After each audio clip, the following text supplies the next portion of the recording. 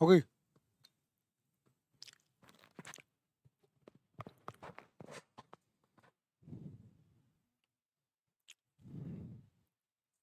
जय हिंद प्यारे बच्चों।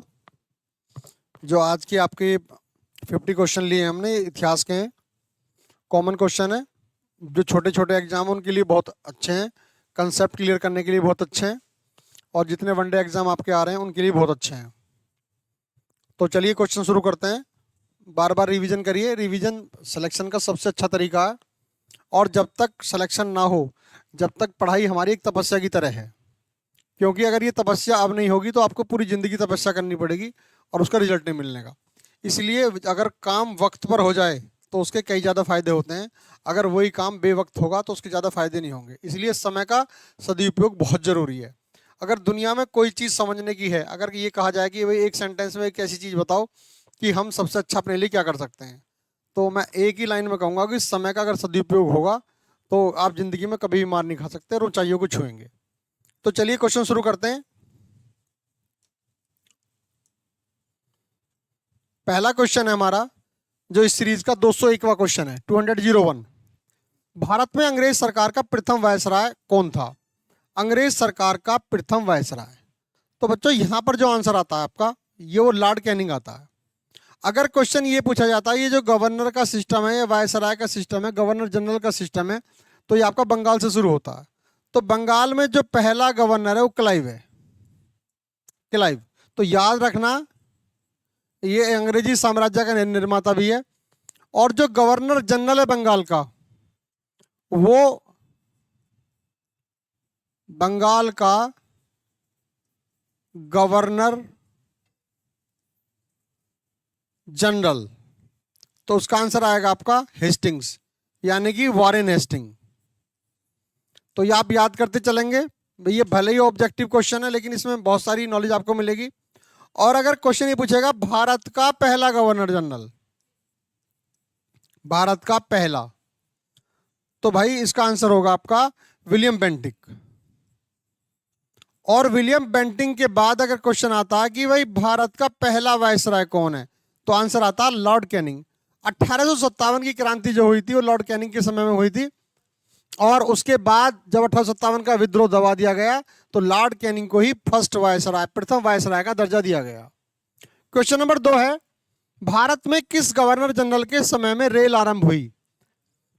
तो जो बच्चों ये जो रेल आरंभ हुई है ये कब स्टार्ट हुई है? 1853 में। याद रखने वाला क्वेश्चन है। पहली जो ट्रेन स्टार्ट हुई है 1853, 1853। और इसका जो आंसर आएगा वो डलहौजी आएगा। डलहौजी ने रेल भी पहली चलाई, पोस्ट एंड टेलीग्राफ भी चलाया, पीडब्ल्यूडी डिपार्टमेंट भी चलाया, और डॉक्ट्राइन ऑफ लैप्स, राज्य हड़पने की नीति भी इसी की थी। इसके बहुत सारे काम ऐसे थे जिससे बहुत ज़्यादा प्रोग्रेस भी हुई।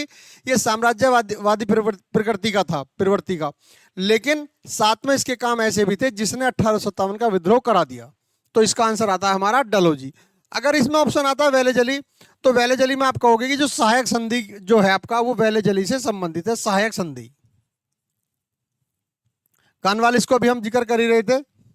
और डफरिन कौन है? ये जिसके समय में पहली मतलब कांग्रेस, जो कांग्रेस की स्थापना हुई थी 1835 में, सॉरी 1885 में, 1885 में, तो बच्चों डफरिन के कार्यकाल में शुरू हुई थी। नेक्स्ट क्वेश्चन आता है 203, बंगाल का विभाजन। अब बंगाल का विभाजन का मतलब क्या है? बंगाल इतना बड़ा था कि उसमें एक हिस्से में ज्यादा मुसलमान थे और एक दूसरे हिस्से में ज्यादा हिंदू थे। तो अंग्रेजों ने इस हिंदू मुस्लिम एकता को तोड़ने के लिए इसका विभाजन कर दिया। हालांकि उस समय विभाजन के खिलाफ लोग खड़े हो गए, लेकिन बाद में इसका असर जरूर दिखाई दिया।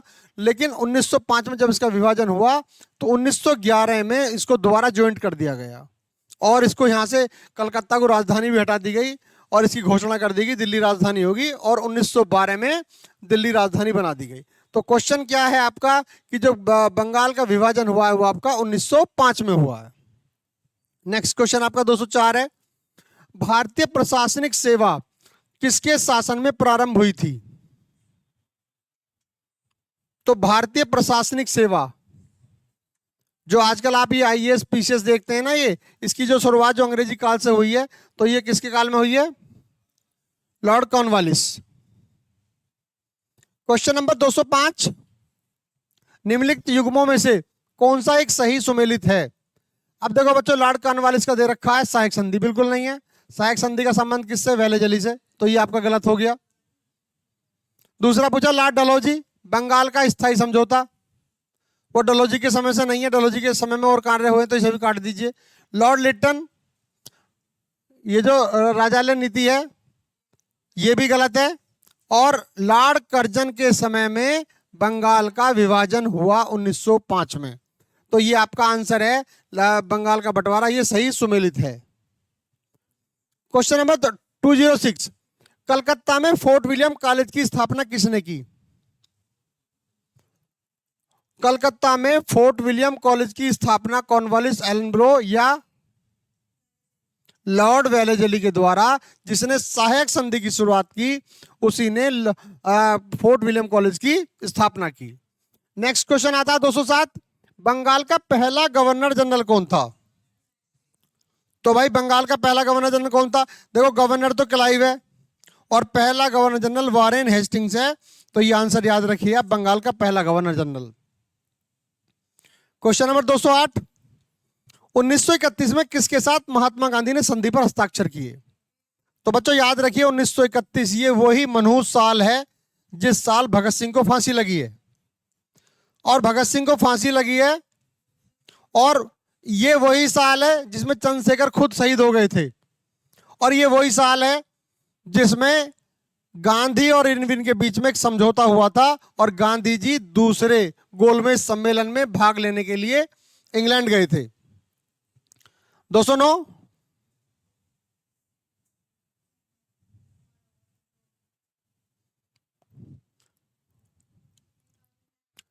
क्वेश्चन नंबर 209 है, मैकाले द्वारा लागू शिक्षा पद्धति का उद्देश्य क्या था? अब बच्चों अंग्रेज हमें क्यों पढ़ाना चाहते थे? आपके माँ बाप आपको इसलिए पढ़ाना चाहते हैं कि वो आपको कामयाब करना चाहते हैं, भले ही उनके हित आपके साथ जुड़े हुए हों। आपके देश के लोग आपको कामयाब करना चाहते हैं क्योंकि उनका देश, आप उनके देश के वासी हो। लेकिन अंग्रेज हमें क्यों पढ़ाना चाहेंगे? अंग्रेज तो चाहेंगे ज्यादातर अनपढ़ रहे। अंग्रेज केवल और केवल इसलिए पढ़ाना चाहते थे, उन्हें कुछ अंग्रेजी मजदूरों की जरूरत थी जो पढ़े लिखे हों और उनका काम कर सकें। तो भाई इसमें क्वेश्चन याद रखिए, अंग्रेजी प्रशासन के लिए क्लर्क तैयार करना, अंग्रेज हमें इसलिए पढ़ाना चाहते थे। क्वेश्चन नंबर 210, 1909 के मार्ले मिंटो सुधार। भाई देखो एक तो नाम आ रहा मार्लो और एक आ रहा मिंटो, तो ऐसे ही विलियम, वो आपका चेम्सफोर्ड आता है, उसमें भी दो नाम आते हैं। तो 1909 में जो मार्ले मिंटो है, एक सचिव है और एक गवर्नर जनरल है, ये किस लिए विख्यात है? तो भाई इन्होंने क्या किया, पृथक निर्वाचन मंडल, यानी कि एक व्यक्ति, एक जात का व्यक्ति चुनाव लड़ेगा और बाकी जात के व्यक्ति केवल वोट भी, वहां उसमें वोट भी नहीं करेंगे, उसी जात का लड़ेगा और उसी जात के वोट लड़ेंगे। एक तरीके से डिवाइड एंड रूल का पहला सांप था भारतीय इतिहास में, और अंग्रेज इसमें कहीं ना कहीं कामयाब भी हुए। हालांकि ऐसे कार्यों के बारे में खुद अंग्रेजों के भी विचार ये थे कि हम नाग के दांत बो रहे हैं और इसका जो परिणाम होगा आने वाले समय में भयंकर होगा, और ऐसा हुआ भी। क्वेश्चन नंबर 211, कब और किस महाराज्यपाल यानी गवर्नर जनरल ने भारत में अंग्रेजी को शिक्षा का माध्यम बनाने का निर्णय लिया? तो भाई विलियम बेंटिंक ने लिया था 1835 में, और जो इसमें सबसे बड़ी भूमिका थी वो लॉर्ड मैकाले की थी। मैकाले ने एक ऐसा दस्तावेज तैयार किया जिसमें सबको दरकिनार कर दिया और अंग्रेजी पर मोहर लगवा दी विलियम बेंटिक से कि जो भारत की भाषा रहेगी वो अंग्रेजी रहेगी। तो 1835 में लॉर्ड विलियम बेंटिक के द्वारा इस पर मोहर लगा दी गई। 212, भारत की स्वतंत्रता के समय यूके यानी कि इंग्लैंड के प्रधानमंत्री कौन थे? तो भाई याद रखिए जिस समय भारत आजाद हुआ था उसमें क्लीमेट एटली भारत के प्रधानमंत्री थे, और 1945 में इंग्लैंड में चुनाव हुआ और वहां पर विंस्टन चर्चिल की सरकार हार गई और क्लीमेट एटली प्रधानमंत्री बने, जो थोड़े उदारवादी थे भारत के प्रति भी। हालांकि हालात ऐसे थे, भारत तो आजाद होना ही था उस समय क्योंकि हालात ऐसे बन गए थे। तो Clement Attlee was the prime minister of England when India got independence. Question number 213, निम्नलिखित में से किसने बंगाल में सरकार की द्वैध प्रणाली समाप्त की? पहली बात तो भाई ये है कि ये लगाओ कि बंगाल में द्वैध प्रणाली लगाई किसने थी? लगाई तो क्लाइव ने थी। और हटाई किसने थी? वारेन हेस्टिंग ने। तो आंसर हटाने का आएगा तो वारेन हेस्टिंग, और लगाने का आएगा तो आपका क्लाइव आंसर आएगा, ध्यान रखिए। क्वेश्चन नंबर 214, भारत में रैयतवाड़ी, बच्चों भारत में 3 प्रथाएं हैं, याद रखो। नंबर 1 रैयतवाड़ी, और नंबर 2 जमींदारी, और number 3 Mahalwari.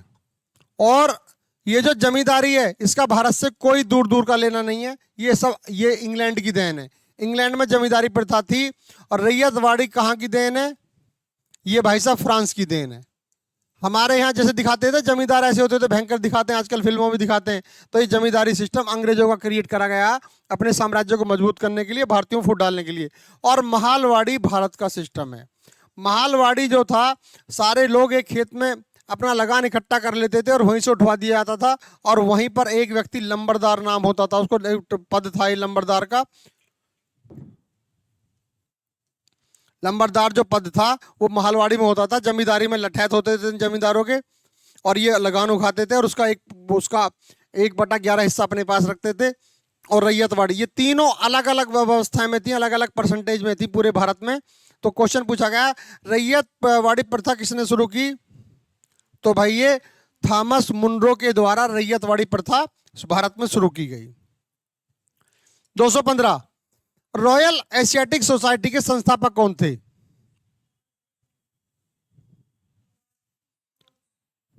Sir William Jones Royal Asiatic Society के संस्थापक हैं। क्वेश्चन याद रखना बच्चों, बहुत इंपॉर्टेंट है। भारतीय रेल तथा डाक सेवाएं किसके शासनकाल में आरंभ हुई?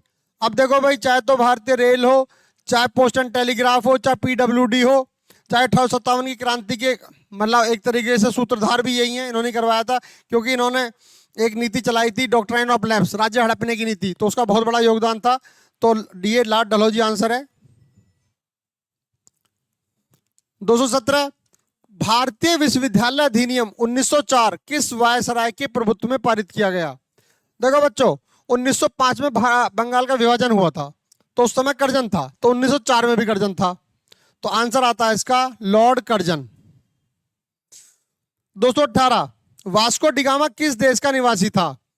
पहला यूरोपियन जो भारत आया 1498 में आया, और केरल के तट पर पहुंचा, जमोरिन से मुलाकात की, और फिर दोबारा भी आया, और फिर तिबारा भी आया, और तीसरी बार उसकी डेथ भी यहाँ इंडिया में हुई वास्को डिगामा की। तो ये पुर्तगाल का निवासी था। क्वेश्चन नंबर 219, देश बंधु के नाम से कौन विख्यात था? बच्चों याद रखना, एक तो होता देश बंधु,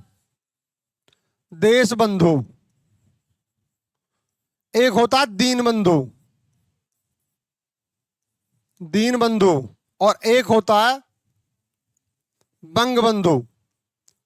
तो बंग बंधु तो अभी आजकल न्यूज में थे, दोबारा बांग्लादेशी उनकी मूर्ति ऐसा तोड़ रहे थे जैसे दुश्मन को मार रहे हो।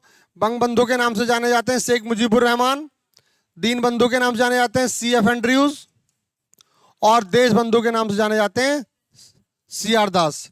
तो ये इंपॉर्टेंट है। और CR दास जो है सुभाष चंद्र बोस के राजनीतिक गुरु भी माने जाते हैं।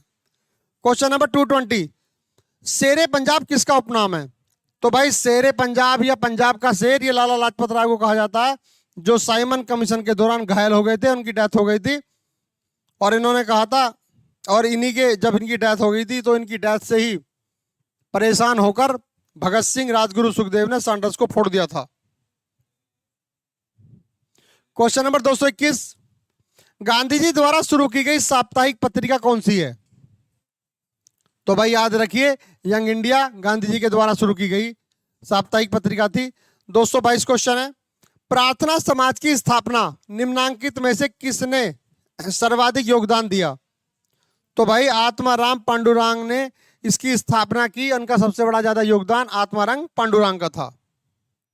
हालांकि बाद में प्रार्थना समाज से MG रानाडे जुड़े थे और उसको विख्यात बनाया था। निम्नांकित में से कौन से सही रूप से मिलान खाते हैं? केशव चंद्र सेन, प्रार्थना समाज।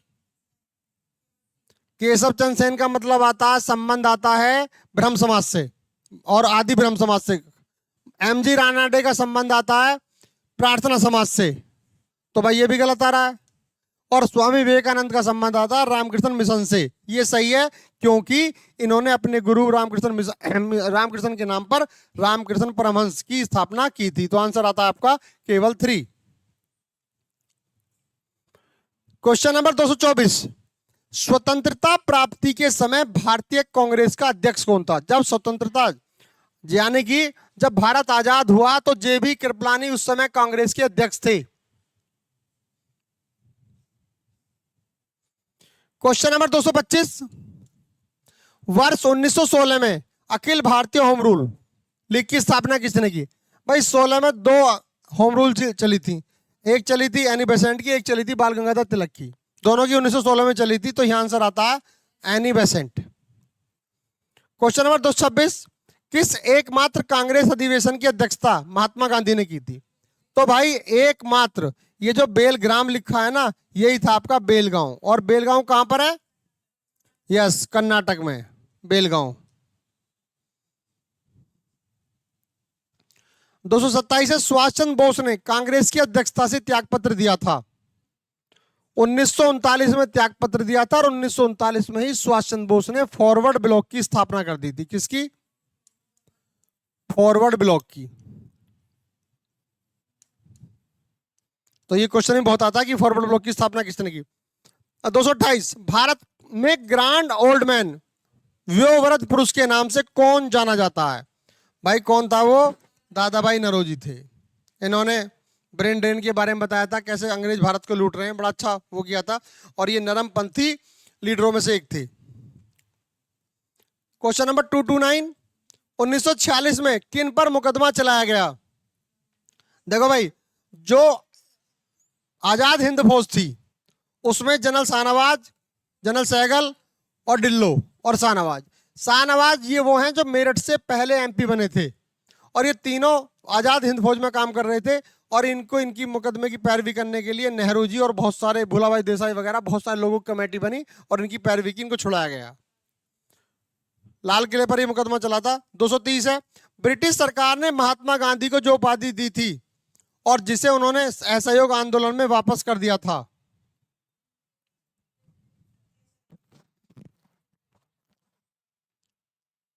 तो केसरे हिंद की उपाधि को महात्मा गांधी को ब्रिटिश सरकार ने दी थी और असहयोग आंदोलन में उसको वापस कर दिया गया था। महात्मा गांधी को शुरू में बड़ी अच्छी अच्छी उपाधि देते थे अंग्रेज, क्योंकि महात्मा गांधी के ऐसे काम किए थे जो उससे अंग्रेजों से सपोर्ट हुई थी। 231, भूख हड़ताल से जेल में किस स्वतंत्रता सेनानी की मृत्यु हुई? भाई जतिन दास 64 दिन तक लगातार भूख हड़ताल पर रहे, बहुत लंबा रिकॉर्ड है, और इनकी डेथ के पीछे बहुत सबसे ज्यादा बड़ा भीड़ का रिकॉर्ड भी आता है। तो जतिन दास शहीद हो गए थे। 232, राम प्रसाद बिस्मिल को किस कांड के कारण फांसी दी गई? तो भाई राम प्रसाद बिस्मिल जो थे काकोरी कांड के मास्टरमाइंड थे, और ये कांड कब हुआ था भाई?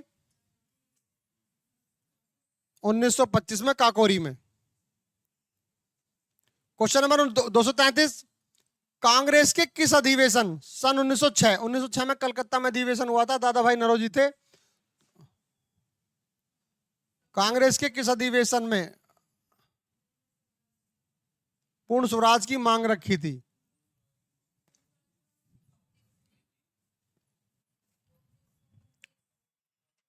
बच्चों थोड़ा क्वेश्चन समझने का, देखो ये जो क्वेश्चन यहां लिखा सन 1906 जान के मेंशन किया गया है, और 1906 में दादा भाई नौरोजी थे, कलकत्ता में अधिवेशन हुआ था, तो वहां पर स्वराज की मांग उठाई गई थी। जबकि पूर्ण स्वराज की जो मांग उठाई जाती है वो 1929 में लाहौर में जो कांग्रेस का अधिवेशन हुआ था उसमें उठाई गई थी पूर्ण स्वराज की। तो यहां पर इसे काट दीजिए आप और स्वराज मान लीजिए, और इसका आंसर सी कर दीजिए।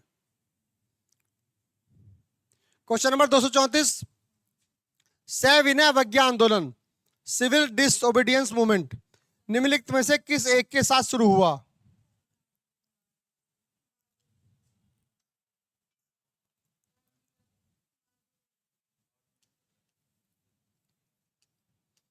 सविनय अवज्ञा आंदोलन 1930 में स्टार्ट हुआ, और ये आंदोलन जो था डांडी यात्रा से शुरू किया गया, जो नमक तोड़ने का आंदोलन था। तो 1930 में सविनय अवज्ञा आंदोलन स्टार्ट हुआ, और ये 2 टुकड़ों में चला था। बीच में गांधी जी वहां भी गए थे कहाँ? इंग्लैंड, जो आपका वो था सेकंड गोलमेज सम्मेलन, तो ये दांडी यात्रा के थ्रू शुरू हुआ था। 235, निम्नलिखित में से किसने सांप्रदायिक अधिनिर्णय घोषित हुआ? सांप्रदायिक अधिनिर्णय घोषित किया गया, तो भाई वो रैमजे मैकडोनाल्ड। रैमजे मैकडोनाल्ड ये उस समय प्रधानमंत्री थे इंग्लैंड के, जिस समय राउंड टेबल कॉन्फ्रेंस यानी कि 1930, 31 और 32 में हुए थे। और ये मैकडोनाल्ड अवार्डी जो आपका एक तरीके से वो सेपरेट जो निर्वाचन पद्धति थी, पृथक निर्वाचन, वो इनके उसमें दिया गया था, मैकडोनाल्ड अवार्ड कहा जाता उसे। उस युग्म को चिन्हित कीजिए जो सुमेलित नहीं है।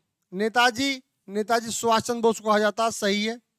सीमांत गांधी, मौलाना अबुल कलाम को कहा जाता, सही है। देश बंधु, तो बच्चों ये जो सीमांत गांधी है ना, ये जो अबुल कलाम ना होकर अब्दुल गफ्फार खां हैं, अब्दुल गफ्फार खां, तो ये आपका गलत है। ये देश बंधु CR दास को कहा जाता है और दीन बंधु CF एंड्रेज को कहा जाता है। तो यहां पर गफ्फार खां होगा, तब ये आंसर सही होगा, अब्दुल गफ्फार खां। इन्हें फ्रंटियर गांधी या सीमांत गांधी कहा जाता है।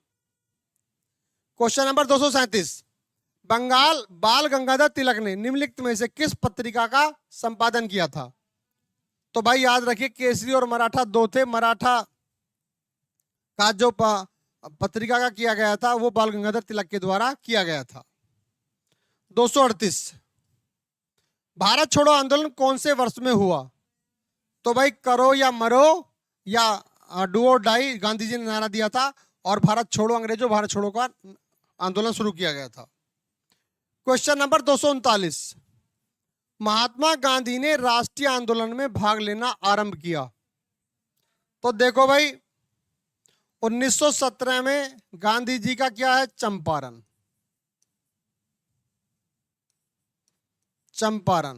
और ये समझ लो ये चंपारण कहां से स्टार्ट हुआ? गांधी जी 1915 में अफ्रीका से वापस आ गए और कांग्रेस का अधिवेशन चल रहा था 1916 में, और गांधी जी एक कोने में को बैठे थे। लेकिन ये व्यक्ति अधिकतर जानते थे, ये व्यक्ति लगभग 22 साल एक आंदोलन करके वहां से आए हैं।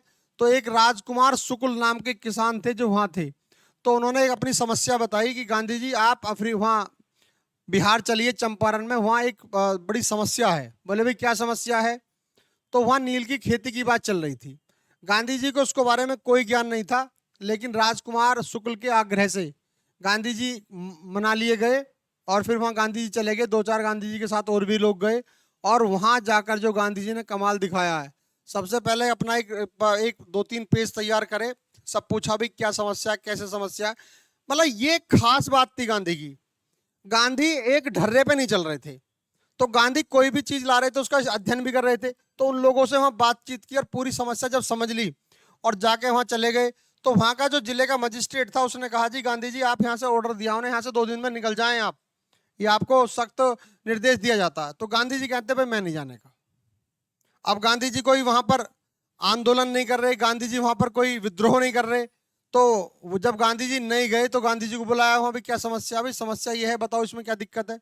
तो ऐसी स्थिति में गांधी जी की वो बात मान ली गई, और वो बात इसलिए भी मानी गई थी गांधी को वहां से जल्दी जल्दी से वहां से हटाना था। लेकिन जब वो चंपारण मूवमेंट सफल हो गई, तो गांधी को 1917 में वहां से निकलने के बाद 1918 में खेड़ा और 1918 में ही अहमदाबाद, एक प्राइवेट आंदोलन और एक सरकारी आंदोलन, एक तरीके से उन दोनों में भी सफलता मिली, और गांधी का परचम यहीं से लहराना शुरू हो गया। और याद रखना, नवाचार अधिकतर पसंद किया जाता है। जो भारत में ढर्रा चल रहा था उस समय नरमपंथी और गर्मपंथी का चल रहा था। एक तरफ नरमपंथी थे जो अंग्रेजों के सामने कुछ नहीं बोलते थे, दूसरी तरफ गर्मपंथी थे जो सीधी सीधी गोली मारते थे। दोनों ही तरीके गांधी जी ने आजमाए नहीं, और उनके बीच का रास्ता गांधीवाद अपनाया। और फिर जब वो नवाचार मिला, गांधी का भले ही कितना ही विरोध हुआ हो, और गांधी जी एक तरीके से स्वतंत्रता के पुरोधा बन गए। नेक्स्ट क्वेश्चन आता, तो यहाँ इसका आंसर है आपका 1917। 240 है आपका, सती प्रथा का बहिष्कार किया। तो भाई सती प्रथा क्या थी? महिलाओं, कोई किसी महिला की डेथ हो गई, चाहे वो नवेली दुल्हन हो, चाहे उसका पति भले ही 80 साल का हो और वो भले ही चाहे 18 साल की हो, तो बाद में आर्थिक भी कारण थे, सामाजिक भी कारण थे, उसको जबरदस्ती जिंदा जला दिया जाता था, तो इसका बहिष्कार कर दिया गया या इसको रोक लगा दी गई 1929 में। और इसको रोकने में राजा राम मोहन राय का एज ए समाज सुधारक बहुत बड़ा योगदान था। क्वेश्चन नंबर 241, भारतीय स्वतंत्रता संघर्ष के दौरान साइमन कमीशन का प्रयोजन क्या था? प्रयोजन मतलब बच्चों प्लानिंग क्या थी? जलियांवाला बाग हत्याकांड से संबंधित घटना की जांच करना, गवर्नमेंट ऑफ इंडिया एक्ट 1919 के काराकांड की जांच पड़ताल। वो एक समय के बाद जो वहां से एक डेलीगेशन आता था, तो उसका कार्य था कि 1919 के एक्ट का जांच पड़ताल करनी है, तो ये प्रयोजन था। लेकिन इसमें कोई भी भारतीय नहीं था, इसलिए एक बहुत बड़ा विरोध था इसका, इसलिए नारा लगाया गया go back to Simon. 242, Poona pact किस किस के बीच हुआ? देखो भाई, पूना पैक्ट जो है यही भारत में रिजर्वेशन की शुरुआत करता है, और ये गांधी और अंबेडकर के बीच हुआ था। कब हुआ था? 1932 में, और इसकी डेट थी शायद 26 दिसंबर या 24 या 26 दिसंबर थी, सितंबर 1932 में। तो गांधी अंबेडकर के बीच में हुआ था, और इससे पहले जो एक समझौता 1931 का, वो गांधी और इरविन के बीच हुआ था। Question number 243, Gandhi Irwin pact bill आ गया है, कौन सा आंदोलन स्थगित हुआ? तो भाई गांधी इरविन एक्ट के सविनय अवज्ञा आंदोलन 1930 में जो स्टार्ट हुआ था, तो बीच में गांधी जी जो आपका गोलमेज सम्मेलन था उसमें गए थे, उसकी वजह से ये बंद करना पड़ा बीच में। 244, तिरंगे को राष्ट्रीय ध्वज के रूप में किस अधिवेशन में अपनाया गया? तो भाई ये जो हरिपुरा है आपका, इसमें कांग्रेस का अधिवेशन था, इसमें राष्ट्रीय ध्वज।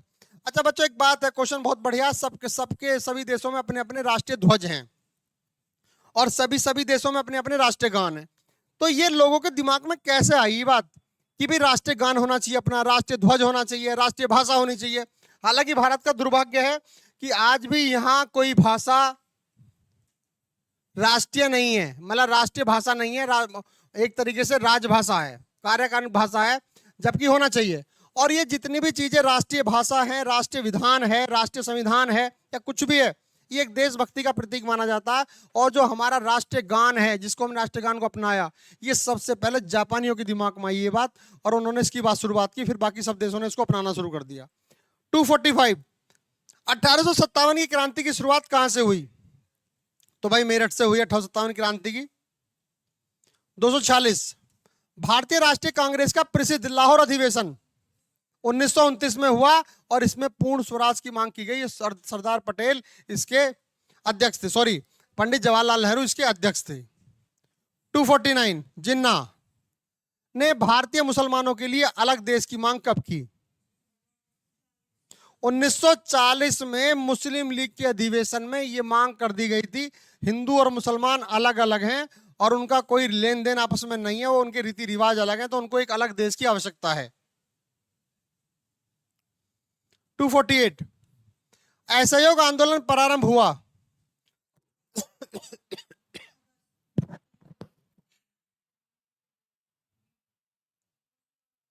देखो भाई अगस्त में शुरू हुआ था, और इस दिन बाल गंगाधर तिलक की डेथ हुई थी, और गांधी ने कहा था मेरा सबसे अच्छा बचाव चला गया, बाल गंगाधर तिलक। तो उन्हीं की उसमें हुआ था, तिलक फंड की व्यवस्था करी गई थी उसमें। तो ये 1 अगस्त 1920 को असहयोग आंदोलन स्टार्ट हुआ था, नॉन कोऑपरेशन। 249, संविधान निर्माती सभा की प्रथम बैठक कब हुई थी?